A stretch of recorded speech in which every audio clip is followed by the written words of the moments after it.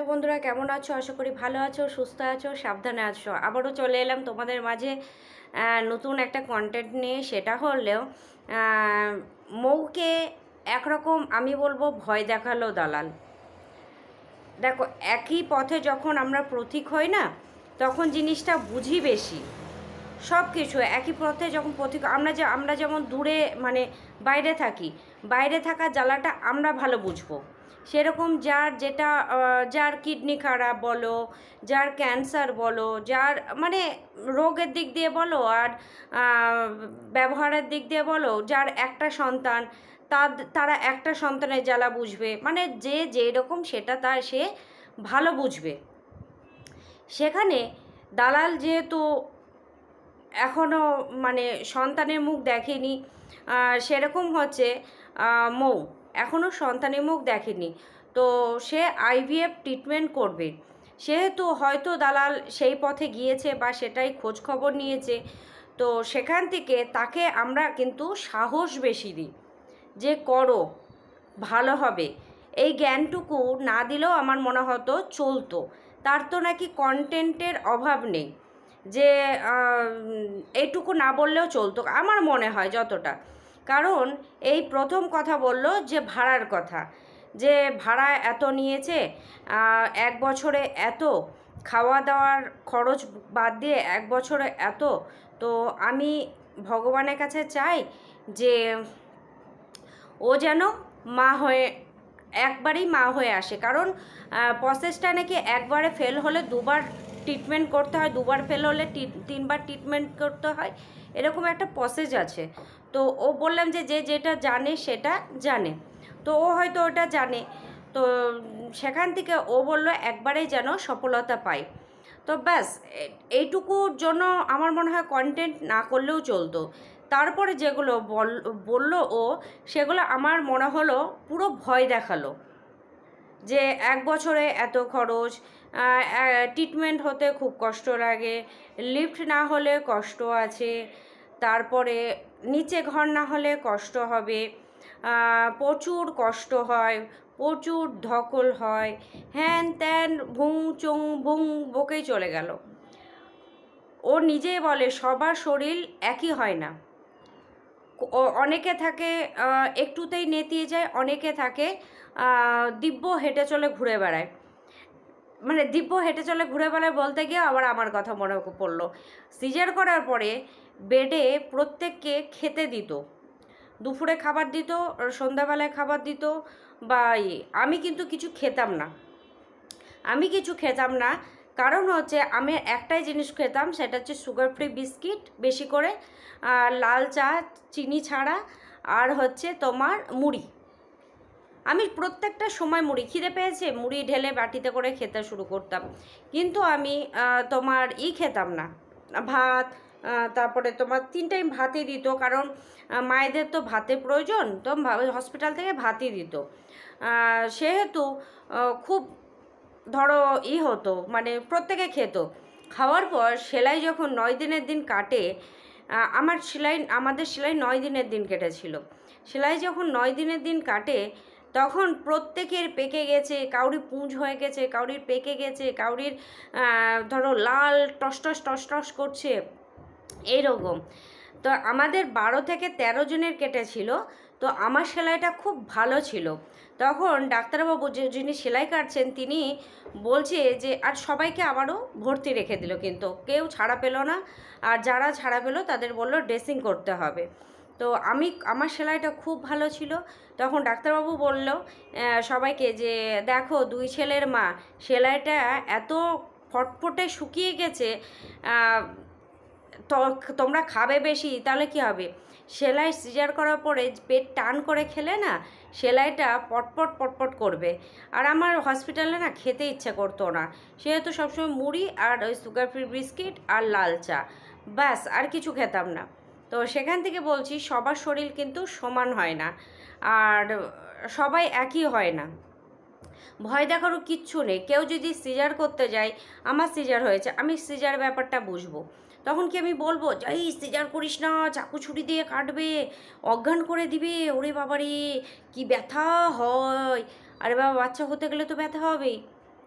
তবে সিজার করতে গেলে যে ব্যথা অনুভূতিটা সেটা প্রথমে বোঝা যায় না, সেটা পরে বোঝা যায়। কাটার পরে তরাস তরাস করবে। সিজার এই নর্মালে হলেই হবে কি, মায়েদের কাছে শুনেছি নর্মালে হলে 1 থেকে 2 দিন, খুব জোর 3 দিন ব্যথা থাকে, তারপরে ঠিক হয়ে যায়। কিন্তু সিজারে হলে এই যে 2-3 মাস এত কষ্ট হয়, আর তারপরে এটা তো সারা জীবনের একটা খুঁত থেকেই গেল শরীরে। সুতরাং এগুলো আমরা পরের মুখ থেকে বুঝি, কিন্তু একটা সাহস পাই, এই কিছু হবে না, কিছু হবে না, যা বা ভালো একটা ট্রিটমেন্ট হোক, সুন্দর একটা ফুটফুটে বাচ্চা নিয়ে আয়, হ্যান ত্যান, এগুলোই আমরা বলি না। ও কিন্তু সেটা করলো না, ওইটুকু আমার মনে হলো পুরো ভয় দেখালো। আর আমি জানি এই জিনিসটাই বুঝিয়ে দিল। সেকেন্ড ও কন্টেন্টে এলো, সেটা হচ্ছে সন্দীপকে নিয়ে বললো কি ঘামছি, কি ঘামছে। আমরা প্রত্যেকে জানি নতুন জামা কাপড় পরলে প্রচুর গরম লাগে। আর দ্বিতীয়ত গরমটা সেদিন পড়েছিল। আবারও একটা কথা বলি, প্রত্যেকের শরীর একই না, কেউ ঘামে বেশি, কেউ ঘামে কম। প্রত্যেকের একটা আলাদা আলাদা ফিগারের মানে বুঝতে পারছো আছে। তো সেখান থেকে বলছি প্রত্যেকে একই হয় না। তো সন্দীপ ঘামছিল, সেখান থেকে বলছি যে কত ঘামছে। আর যে কাকুরা ওই পুরী থেকে জামার দিয়েছিল তাদেরকে ছোট করলো। বাবা, কন্টেন্টের দরকার ঠিক আছে, কিন্তু ছোট করলো, বড় করলো, কে ভয় পেলো না, কার ভাড়া বেশি গেল, অতটা তো বলাটা ঠিক না। এই তো তোর ধবলা ফ্ল্যাট ভাড়া নিয়েছে, আমরা কি বলবো? কেউ আমরা বলেছি যে 1 বছরে এত লাগবে, বাবা 1 বছরে এত লাগবে, তো 1 বছরেই নে, ছেলেটাকে মানুষ কর, 1 বছরের জন্যই ঠিক আছে, তারপরে আবারও বাবার বাড়ি ফিরে আয়, এরকম কি আমরা বলেছি? নিশ্চয়ই বলিনি। মানুষকে এটা বলা ঠিকও না, যার পয়সা আছে সে করছে। এই যে মন্দিরা 1,500 টাকা করে চশমা নিয়েছে, সেটা আমাদের কাছে কিন্তু মনে হলো বাবা 1,500 টাকা দিয়ে চশমা, বাবা আমি পারবো না, 1,500 টাকা দিয়ে চশমা, আমার এই জায়গাটা ফেটে যাবে, তো আমি পারবো না। তো 3টে চশমা নিয়েছে 1,500 টাকা করে। বোঝো তাহলে, যার টাকা আছে তার ঠিক আছে, যার টাকা নেই সে শুধু দেখেই যাবে, দেখেই শান্তি, যে 1,500 চশমা। তো ওর আছে, ও করেছে, এখানে তো আমার কিছু বলার নেই। ভাই আমি যদি চিৎকার করি, এই তুমি কিসের জন্য 1,500 চশমা নিলা, তুমি 150 টাকা করে কেন জল খেলা, তুমি 250 টাকা করে কেন কফি খেলা, আমি যদি বলে বেড়াই, তাহলে তো আমার ফালতু চিৎকার, কারণ ও তো ওর কাজ করে চলে যাবে, আর আমি ফালতু চিৎকার করে কি করব। সেহেতু কিছু কিছু মানুষ মানে বেকার কিছু মানুষের ভেতর ঢুকে। হ্যাঁ, মিথ্যাচারিতা যদি করো তাহলে বলা যায় যে মিথ্যা কথা বলছে, ও মিথ্যা বলছে, সেটা বলা যায়। সন্দীপ যে জামাটা দিয়েছে একটু ঢোলা, সেখান থেকে সন্দীপ যেহেতু ফুল হাতা পরে আর টাইট ফিটিংস পরে, সেহেতু ওর কাছে মনে হয় যে জামাটা একটু ঢোল ঢোল করছে। তো আমরাও নতুন চুড়িদার পরার পরে মনে হয় না যে রে এই দিকটা ঢোল ঢোল লাগছে, এই হাতের এইটা একটু বড় বড় মনে হচ্ছে, এগুলো কিন্তু আমরা বলে থাকি। তো ও ক্যাজুয়ালি কথাটা বলেছে যে হাতটা একটু ঢিলা ঢিলা লাগছে, আর অনেক দিন তো হাফ হাতা পরি না, তো সেই জন্য আমার না একটু আনকমফোর্টেবল লাগছে। তো তোমরা তো সবাই জানো যে নতুন একটা কিছু পরলে আনকমফোর্টেবল লাগে। হ্যাঁ, এবার যদি আমরা পার্টি ড্রেস পরে আমরা যদি দুপুরবেলায় কোথাও চলে যাই, তাহলে আমাদের একটা কেমন অদ্ভুত লাগবে না? দালালের মুখেই শুনেছিলাম যে মন্দিরার যে বৌদি শ্রাদ্ধ হলো তার সময় তার মেয়েকে একটা ঢলা জামা পরিয়েছিল। তো সেখান থেকে বলেছিল যে যেখানে যেটা মানায় সেখানে সেটা করাই ঠিক। তো সবাই জানি আমরা যে এখানে যেটা মানায়, ওর ভালো লেগেছে, ও পরেছে, শুধু বলেছে জামাটা একটু ঢলো ঢলো করছে, অনেকদিন হাফ হাতা পরি না বা পরিনি, সেহেতু আমার না কেমন একটু লাগছে। ও কিন্তু একবারও বলেনি জামাটা খারাপ, বা একবারও বলেনি যে জামাটা পরে যাওয়া যাবে না, ও কিন্তু পরে গেছে। তারপরে তোমার মন্দিরে কেন ঢুকেনি?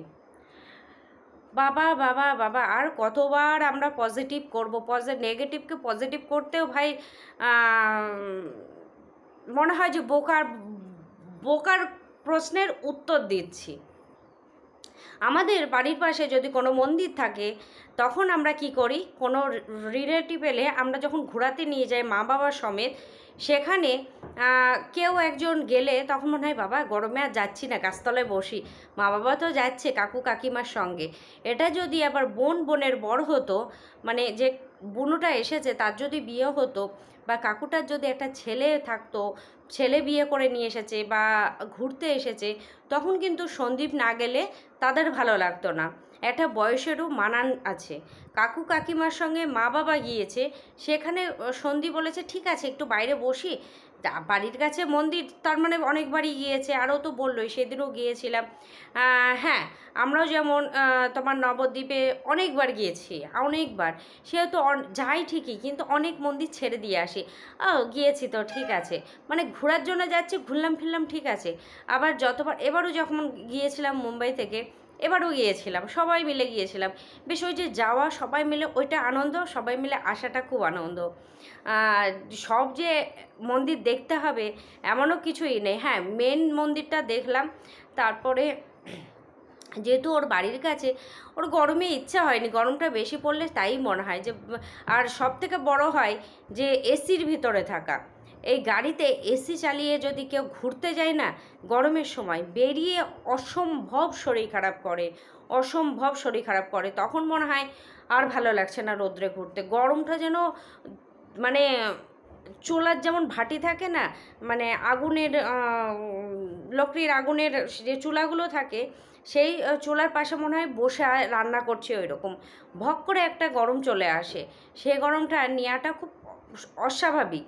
তো ওর ঠিক আছে, ও যায়নি, ওর মা বাবা তো গিয়েছে। এই মা বাবাকে না নিয়ে গেলে কথা, যে মা বাবাকে কেন নিয়ে গেল না, বাবাকে না নিয়ে গেলে কথা, এই বাবাকে ছেড়ে সবাই চলে গেল। আবার বাবা মা কাকু কাকিমাকে ঘুরতে নিয়ে গিয়েছে, ও সঙ্গে তো আছে, সেখানে বলে ও কেন ঢুকলো না।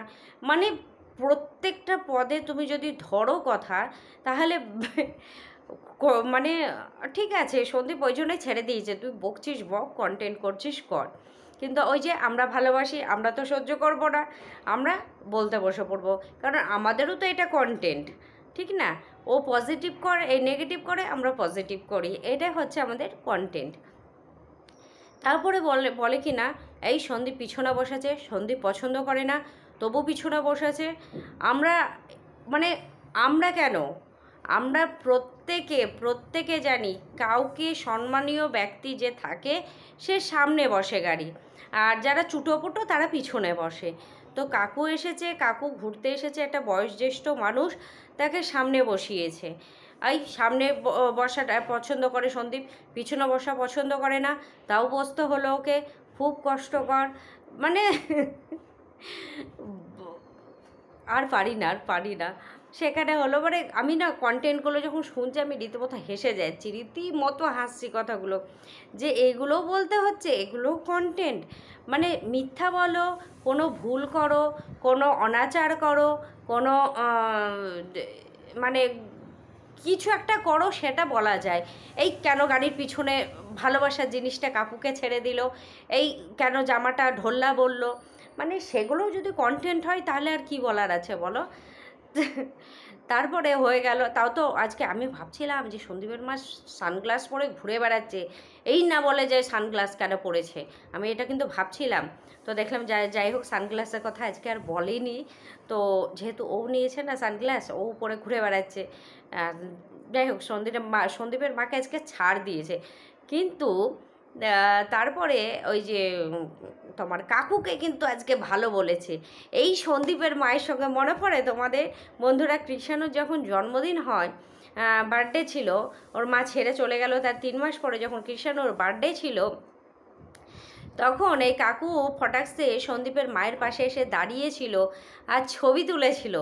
সেখানে কি বলেছিল, এই কাকুর সঙ্গে সন্দীপের মায়ের কিছু লটঘট আছে, এই কাকুই হচ্ছে সন্দীপের মায়ের নাগর, এই হ্যান ত্যান বলে কিন্তু লটিয়েছিল। আজকে দেখলো না, জিনিসটা তো ভুল, এই একটা শুধরানোর সময় আছে ভাই। সেজন্য কি বললো, আমি সন্দীপদের বাড়ি অনেককে আসতে দেখেছি, কিন্তু এত সচ্ছল, এত ভদ্র আমি কিন্তু দেখিনি। আর এনার বেশভূষা আর কথা বলার ধরন দেখে মনে হচ্ছে যে প্রচণ্ড ভদ্র। আচ্ছা, তারপরে কি বললো, যে আমি তো, তোমরা জানো যে যদি শুধরানোর কিছু থাকে আমি কিন্তু শুধরিয়ে নিতে ভালোবাসি, আমার ভালো মন থেকে কথা বলতে ভালোবাসি। এনাকে কিন্তু আমার খুব ভালো লাগলো, কিন্তু সেদিন কিন্তু সে কথা বলেছিল না। সেদিন কাকুটা পিছনে দাঁড়িয়ে গিয়েছিল আর ছবিটাও তোলা হয়ে গিয়েছিল, কারণ ছবি তোলার সময় জন্মদিনের পার্টি ফাটিতে কে কোথায় পিছনে আশেপাশে দাঁড়িয়ে যায় কেউ আমরা জানি না। সেহেতু আমরা বলবো এ কাকু পিছন থেকে সরেন সরেন, আমার মা দাঁড়িয়ে আছে, কি মাকে বলবো ও মা তুমি একটু পিছিয়ে সরে যাও তো, কাকু পিছনে দাঁড়িয়ে আছে, তুমি সামনে দাঁড়িয়ে ছবি তুলবে, সরে যাও। এগুলো কিন্তু কেউ খেয়াল করেনি। কাকু পিছনে দাঁড়িয়েছিল, তাকেই বলে দিয়েছিল সন্দীপের মায়ের নতুন নাগর, নতুন বয়ফ্রেন্ড। হাই রে! আর আজকে বলছে কাকু নিঃসন্দেহে ভালো, ভদ্র, নম্র, আমার খুব ভালো লাগলো। এতজন সন্দীপদের বাড়িতে এলো, তার ভেতরে কিন্তু এই কাকুর যে ভদ্র বা কাকুর ব্যবহার আমার খুব ভালো লাগলো। মানুষকে ছোট করতেও সময় লাগছে না, মানুষকে তেল প্রলেপ দিতেও সময় লাগছে না, বাটারিং করতেও সময় লাগছে না।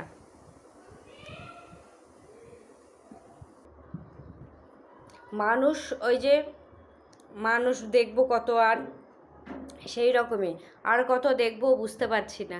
তো চলো বন্ধুরা, ভিডিওটা এইটুকুই রাখলাম। যদি ভালো লাগে কথা সহমত হও, আর নেগেটিভ কথা কিভাবে পজিটিভ দেখো, মানে নেগেটিভ ছাড়া ও কিছু দেখতেই পায় না, আর সেগুলোই কিন্তু আমাদের চোখে সেগুলো লাগে পজিটিভ।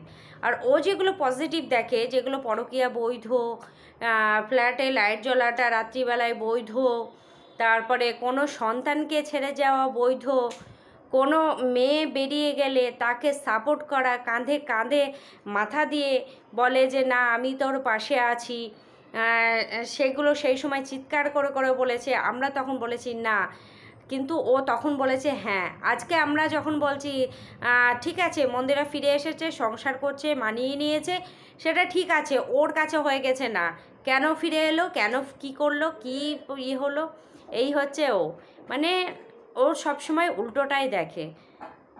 তো চলো টাটা।